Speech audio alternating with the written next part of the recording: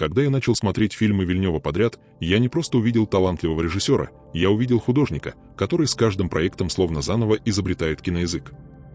Он начал как автор камерных драм на французском, а затем стал одним из главных визионеров Голливуда, сохранив при этом личный почерк. Его работы отличает мрачная эстетика, внимание к деталям и постоянный интерес к темам идентичности, памяти, морали и границ человеческого восприятия. Вильнёв родом из Канады, где получил образование в области кино и начал снимать короткометражки. Уже на этом этапе он показал интерес к сложным темам и визуальной точности. Его ранние работы были отмечены на фестивалях, и быстро стало понятно, это режиссер, которому важен не жанр, а глубина.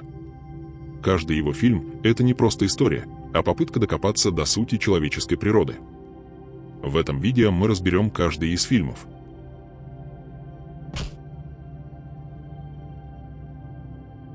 Первый полнометражный фильм Вильнёва – это медитативная и немного сюрреалистическая драма о девушке, которая после автокатастрофы решает завести ребенка от своего лучшего друга. Несмотря на простоту фабулы, фильм наполнен философскими размышлениями о жизни, случайностях и выборе. Уже здесь видно фирменное умение Вильнёва сочетать визуальную поэзию с эмоциональной отстраненностью. Операторская работа спокойная, почти фотографическая, кадры строятся медленно, неторопливо, как будто время замедляется. Фильм может показаться затянутым, но он работает как настроение, о пустоте, меланхолии и странном притяжении к саморазрушению. Эта картина зайдет не всем, но интересна как стартовая точка карьеры.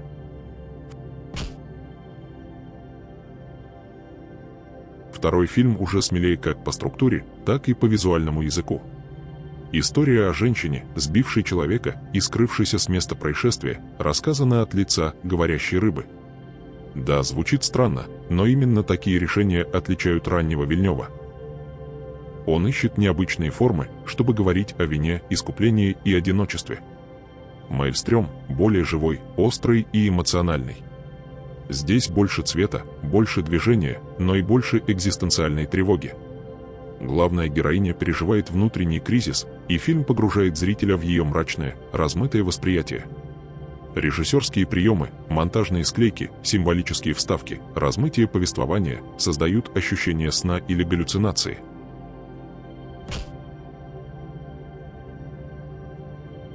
С этого момента фильмы Вильнёва становятся по-настоящему мощными, не только визуально, но и эмоционально.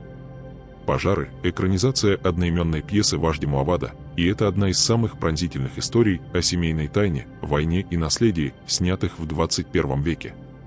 Сюжет начинается как завязка классической драмы. Брат и сестра, живущие в Канаде, получают от своей умирающей матери странное завещание. Им нужно найти отца, которого они считали мертвым, и брата, о котором не знали. Путешествие ведет их на Ближний Восток, в условную, но очень узнаваемую страну, охваченную войной. То, что начинается как поиски прошлого, вскоре превращается в ужасающее открытие. Вильнёв работает здесь на стыке жанров: драма, детектив, политический триллер. Но главное, он исследует, как личная история неотделима от исторической катастрофы. «Пожары» — это кино о боли, передающейся через поколения, о насилии, которое живет в памяти, и о прощении, которое приходит слишком поздно. Фильм снят с невероятной строгостью. Каждый кадр тщательно выстроен, пыльные пейзажи, силуэты на фоне стен, огонь, вода — все это несет смысл. Музыкальное сопровождение минималистично, но точечно усиливает шок и трагедию. Это не просто хороший фильм, это кинематографический удар под дых.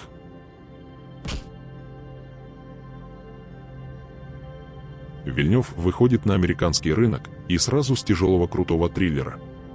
В центре сюжета – похищение двух маленьких девочек в американском пригороде и отчаянные попытки родителей найти их.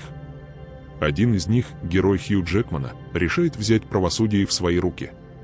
Второй, детектив, которого играет Джейк Джилленхол, методично идет по следу. Пленницы – это напряжение в чистом виде. Атмосфера густая, как туман. Фильм исследует не только внешнее расследование, но и внутренние моральные границы, до какой степени человек готов опуститься, чтобы вернуть своего ребенка. Вильнёв ловко заставляет нас то оправдывать, то осуждать героев. Это кино, которое морально неудобно смотреть, и в этом его честность. Оператор Роджер Дикинс создает из мрачных улиц и полутемных подвалов настоящее полотно, холодное, влажное, тревожное. Визуальный стиль подчеркивает безысходность происходящего. Цветовая гамма серая, земляная, вымытая, как будто эмоции героев высосаны до последнего. Звуковое оформление и монтаж поддерживают ритм тревоги и нарастающей паники. Саспенс нарастает медленно, но неумолимо, как придавливающая плита.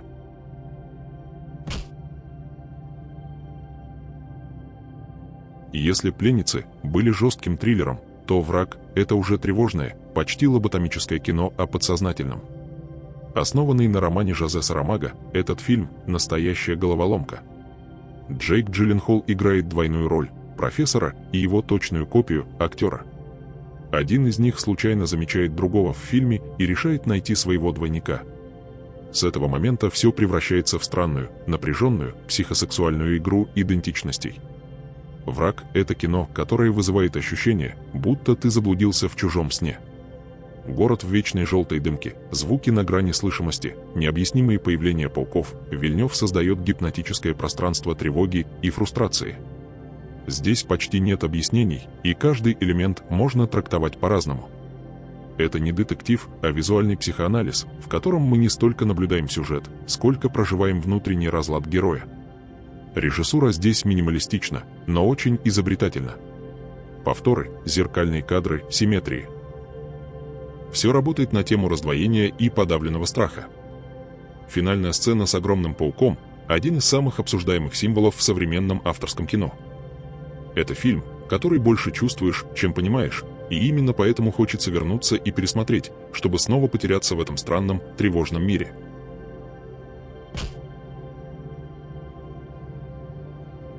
«Убийца» — это фильм, с которого Вильнёв окончательно заявляет о себе как о мастере тревоги и амбивалентной морали. Это триллер о нарковойне на границе США и Мексики, но куда важнее то, как он подан.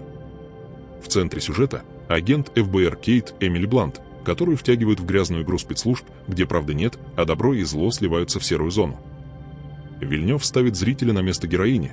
Ты тоже ничего не понимаешь, теряешься в мотивациях и не можешь отличить союзника от врага. Это сознательная стратегия. Фильм не столько объясняет, сколько давит атмосферой. И делает это мастерски. Сцена с пересечением границы – это настоящий шедевр, снятый без спецэффектов, но с такой концентрацией напряжения, что буквально потеешь вместе с героями. Опять же, нельзя не отметить работу оператора Диккенса. Визуально это один из самых красивых фильмов о войне и преступлении. Широкие планы пустынь, вертолетные кадры, резкое контрастное освещение, каждый кадр как обложка. Музыка Йоханссона рвет изнутри, гудящие, вязкие, тягучие звуки создают ощущение давления и страха. Фильм поднимает вопросы, насколько допустимо зло ради добра. И имеет ли мораль значение, если она неэффективна?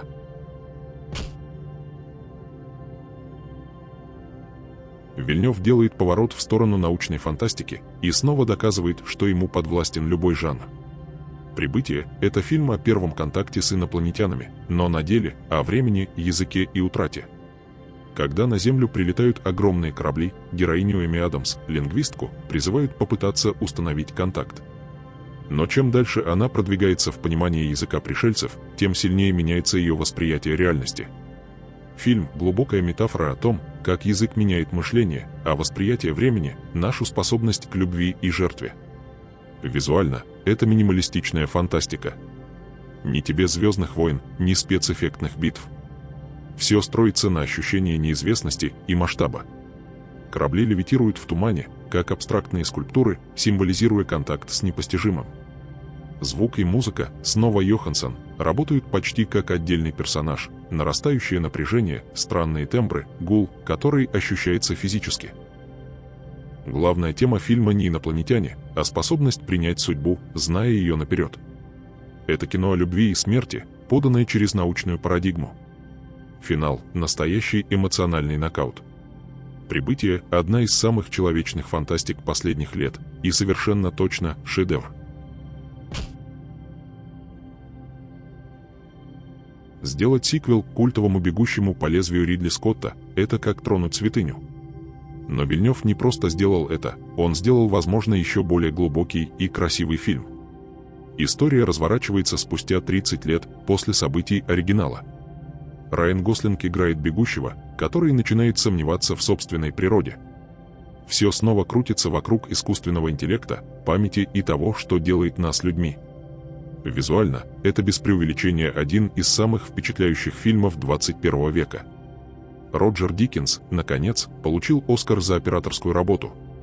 Огромные пустоты, неоновые огни, кислотные туманы, вымершие города, каждый кадр можно распечатывать на стену.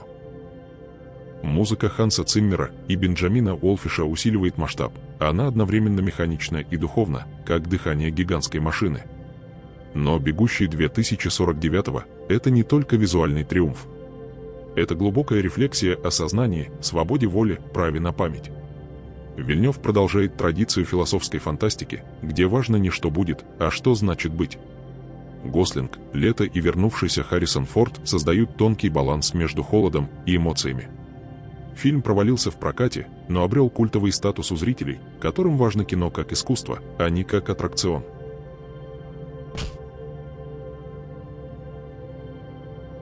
После «Бегущего по лезвию» Вильнёв берется за еще одну великую научно-фантастическую вселенную – «Дюну» Фрэнка Герберта. Это экранизация, которую считали невозможной. И Вильнёв превращает сложный, многослойный роман в грандиозный фильм, не потеряв глубины первоисточника. Первая часть охватывает только половину книги, но делает это вдумчиво, не торопясь. Мы знакомимся с домом Атрейдесов, пустынной планетой Аракис и жестокими законами Империи. Визуально, это абсолютный шедевр. Съемки в Иордании и Абу-Даби, гигантские декорации, натуральный свет, масштаб, который не ощущается искусственным. Звук и музыка Циммера буквально раскачивают кресло, он создал целую аудиовселенную с этническими, инопланетными элементами. Это не развлекательное фэнтези, это миф, философия, политика и судьба в чистом виде. Это серьезное, взрослое кино, где эффектность не в экшене, а в смысле и масштабе. Фильм получил множество технических «Оскаров» и стал событием года.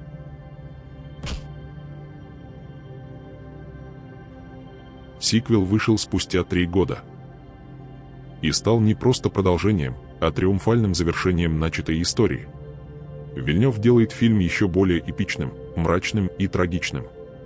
И если в первой части мы только погружались, то здесь настоящая война, политические интриги, предательство и становление пророка. Главная сила фильма в драматургии. Пол Атрейдес уже не просто герой, он становится мессией, и Вильнёв показывает, как опасна вера, как легко ее можно превратить в оружие. Это фильм о том, как великая цель способна уничтожить душу. Визуально еще более захватывающе, новые локации, сцены с песчаными червями, масштабные сражения. Но все это лишь оболочка для идей, судьба – это не всегда выбор, иногда это капкан. Фильм укрепил статус Вильнёва как режиссера мирового класса, который не боится снимать сложное, требовательное кино и при этом собирать кассу. Это редкий случай, когда искусство и блокбастер идут рука об руку. После просмотра всех фильмов Дени Вильнёва становится очевидно. Это не просто талантливый режиссер, а автор с уникальным голосом. Его главная тема – природа реальности, восприятие времени, моральный выбор. Он работает с напряжением и атмосферой, не боясь медленного темпа, сложных структур, неоднозначных финалов. От камерных триллеров до эпической фантастики, каждый его фильм – это вызов, в том числе и зрителю. Вильнёв не упрощает, не заигрывает с публикой, но дает то, ради чего мы любим кино – чувство сопричастности к чему-то большему, сложному и настоящему. Если вы еще не знакомы с его фильмами, начните. Неважно с какого, каждый – отдельный мир. А если уже смотрели, пересмотрите. С другой оптикой, с другим настроением. Там всегда есть что-то новое, что можно открыть. Спасибо за просмотр. Напишите в комментариях, какой фильм Вильнёва для вас самый важный и почему. До встречи!